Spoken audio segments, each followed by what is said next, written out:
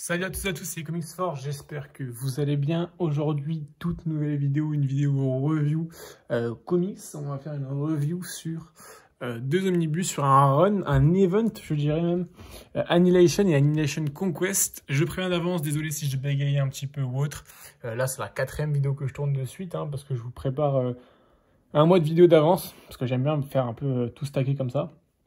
Donc aujourd'hui, on se retrouve pour une revue lecture, ça faisait très longtemps. On se retrouve donc pour Annihilation et Annihilation Conquest. Donc Annihilation, on va commencer par là, c'est là où commence l'event. C'est deux omnibus du coup à 70 € chacun.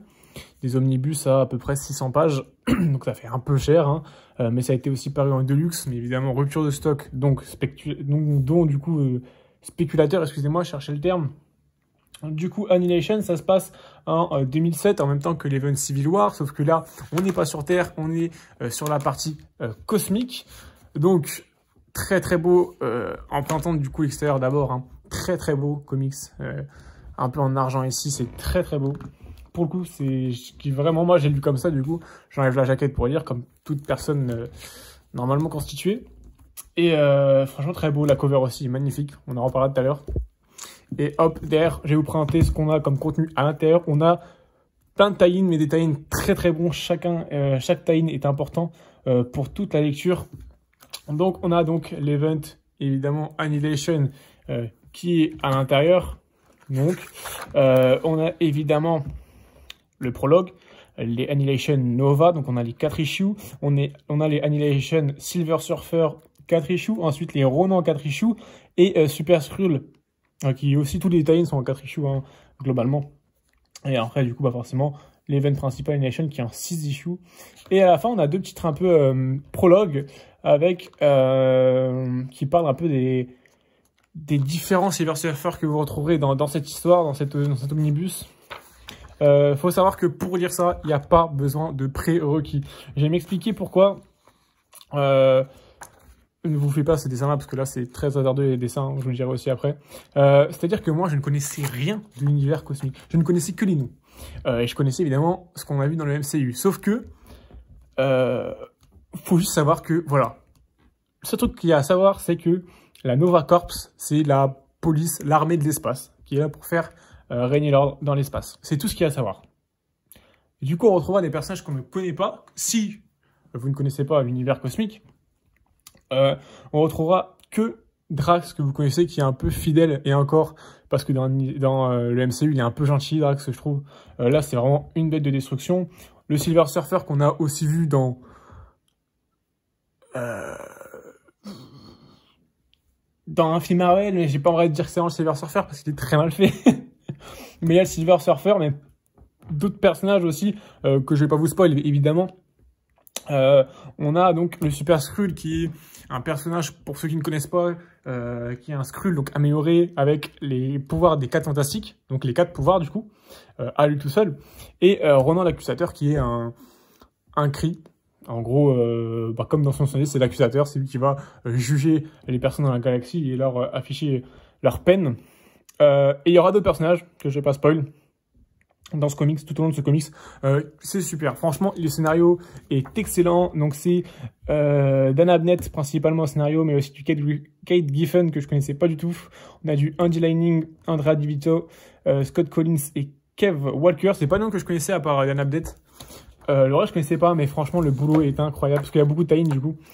Faut savoir que les dessins sont un peu inégaux évidemment, mais tout reste buvable, tout reste beau et agréable à lire quand même.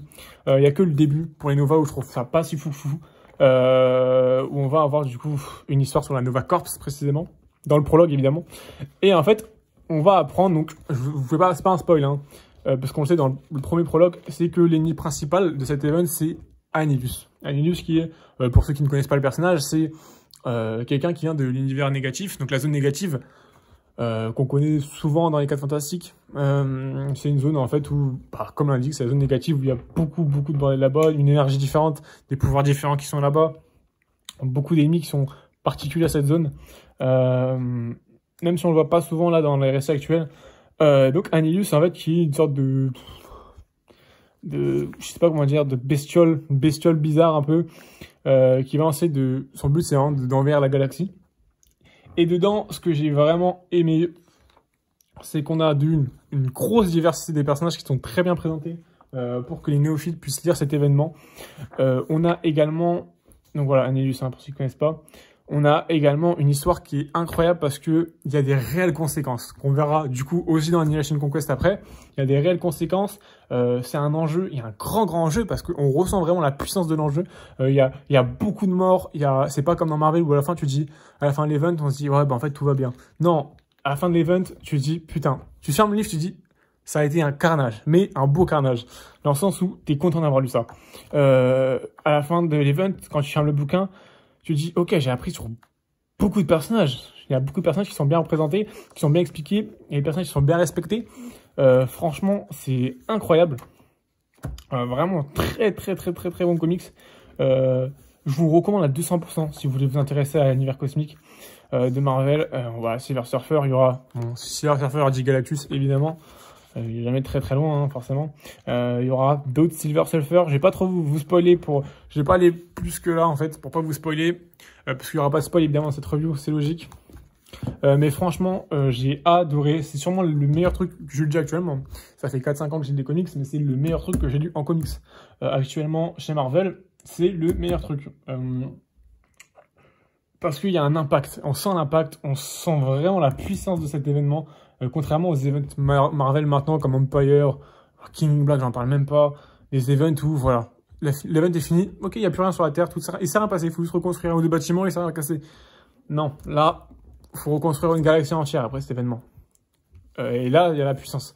Il y a aussi d'autres personnages, il y a beaucoup de personnages que je ne veux pas vous prêter pour vous laisser la surprise. Parce que moi, quand je connaissais rien à l'event, et quand j'ai tourné la page et que j'ai vu un personnage que je connaissais, et je me suis dit, oh putain, il est là, lui.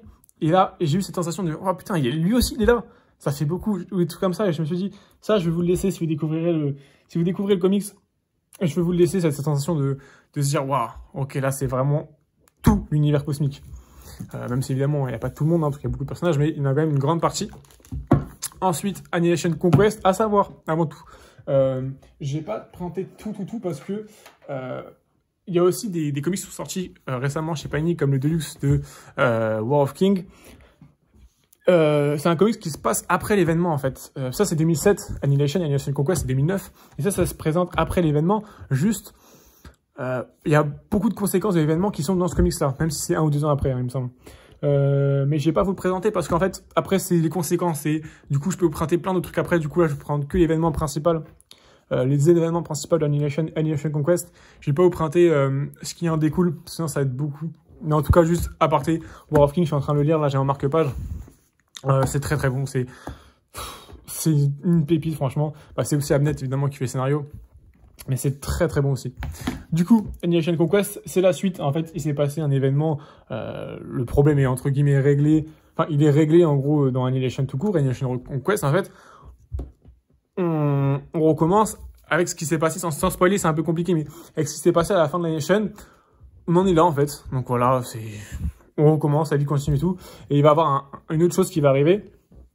Et du coup, on va avoir globalement des personnages en commun avec Annihilation, mais pas tous. On aura aussi une autre partie de l'univers cosmique, parce que là, on voit que bon, il y a du Nova.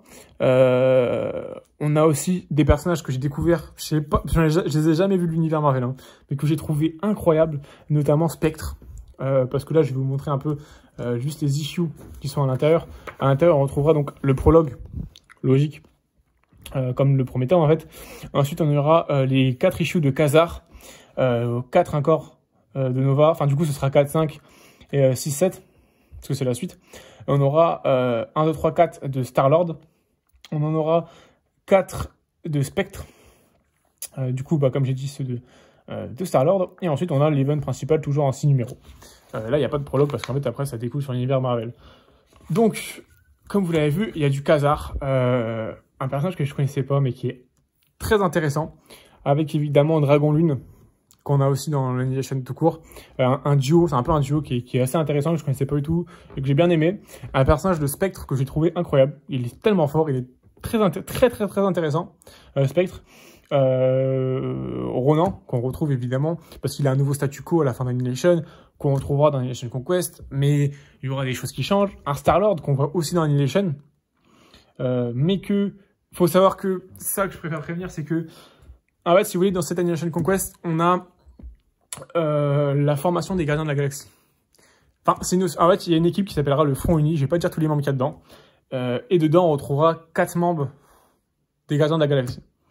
On en voit 2 là. Je vais pas vous dire les 2 autres, mais il faut savoir qu'en fait, ils n'ont aucun rapport avec ce que vous avez vu dans le MCU. Le Star-Lord des comics pré-MCU n'a rien à voir avec le Star-Lord qu'on connaît. Il n'a rien à voir. Il a très rapidement une touche d'humour et encore. On a un Rocket qui est un peu semblable, moins d'humour, mais un peu semblable dans le sens où il veut tout détruire avec ses armes, il adore les armes. On a un autre personnage qui n'a littéralement aucun rapport, ce qui m'a le plus choqué. Et le dernier personnage, vous allez comprendre si vous avez des comics ce que je dis, mais le dernier personnage, lui, est semblable, c'est exactement pareil.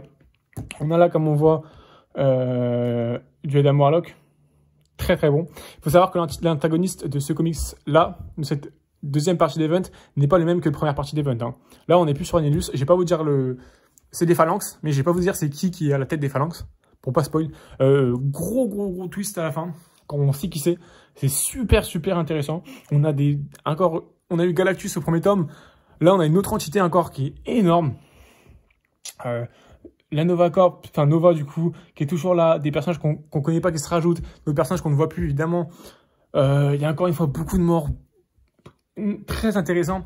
Et ce que j'ai vraiment kiffé, c'est que tous les tie-in sont bons. Il n'y a pas de tie-in en fait où tu te dis, ok là j'ai eu 4 tie-in, t'avances pas trop dans l'histoire, pourquoi c'est là, c'est pas intéressant du tout. Non, là tout est super intéressant. Et c'est là la différence avec les comics et les events de nos jours, c'est que nous, on a des tie-in pour faire vendre qui nous intéressent pas, où on a rien à foutre, limite on se dit, mais pourquoi il y a ça? Ça n'a aucun rapport avec l'histoire. Ça n'a aucun rapport avec l'histoire. Mais là non, tout est lié. En fait, limite là, si tu ne lis pas un tie-in, tu ne comprends pas l'event. Tu comprendras pas à 100%, enfin, tu n'auras pas tous les aboutissements de l'event. Alors qu'actuellement, tu lis Empire, les events d'Empire ou King Black, on s'en fout complètement. Ça ne change rien à l'event et ça n'est même pas dans l'event. Donc voilà, c'est moi un petit ok. Les phalanx, comme j'ai dit, avec un autre ennemi, là, vous verrez plus tard, je vais pas aller plus loin non plus pour spoil. Moi, je trouve ça beau, c'est au dessin, toujours très beau, hein, franchement, il n'y a rien qui change.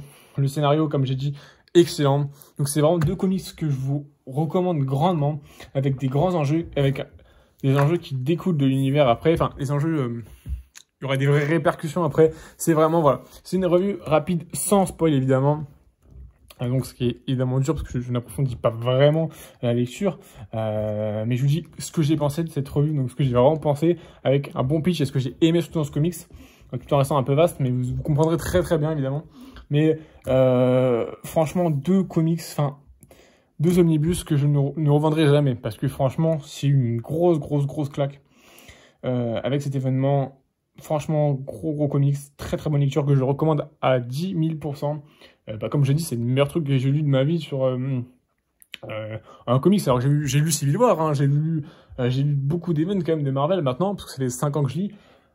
J'ai lu beaucoup d'événements de Marvel, j'ai lu beaucoup de runs, j'ai lu beaucoup de bon, one-shot un peu différent évidemment, mais j'ai lu beaucoup de choses, c'est Marvel, franchement, pas tout évidemment, il y a énormément de trucs que j'ai pas lu, mais j'ai quand même lu pas mal de trucs, et franchement, les yeux fermés, je vous le recommande, foncez, prenez ça.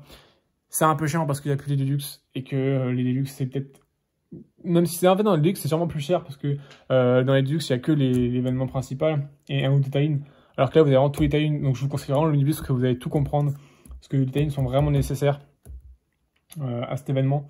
Donc voilà, merci à tous en tout cas d'avoir regardé cette vidéo. Dites-moi ce que vous avez pensé dans les commentaires sans spoiler de la saga Annihilation et Annihilation Conquest. Ça m'intéresse énormément de voir votre avis dessus. Bon, moi j'ai eu que des bons retours de ce que j'ai compris, de ce que j'ai vu sur internet, que des bons retours, et c'est pour ça que j'attendais, c'est là où c'est très fort aussi, c'est que j'attendais énormément de la lecture, et que quand tu attends beaucoup d'une lecture, tu es souvent très déçu, parce que dans ta tête tu mets la barre sur plus haut, et bah là j'ai eu la barre très haut, et c'est pas retombé, c'est resté très haut parce que c'était à la hauteur de mes attentes. Donc voilà, comme j'ai dit, dites-moi en commentaire du coup, likez la vidéo si vous l'avez aimé, dislike, je crois qu'il n'y a plus de dislike hein, sur YouTube, hein, bon. Ne likez pas si vous n'avez pas aimé évidemment, abonnez-vous, ça me fait vraiment plaisir, on est à 400 abonnés, enfin là vu que j'ai dit j'ai tourné 4 vidéos en la même journée, là on est à 390, un truc comme ça, donc on sera sûrement à 400 abonnés quand la vidéo sortira, ou dans les alentours en tout cas. Donc je vous remercie énormément, franchement, c'est toujours plus. C'est vraiment merci. En sachant que je suis pas hyper régulier, même si je fais quand même beaucoup de vidéos en soi, hein, quand on regarde à l'année. Donc voilà, sur ce, je vous dis, n'hésitez pas à passer chez votre libraire pour acheter ça. Et sur ce, je vous souhaite une bonne journée ou une bonne soirée.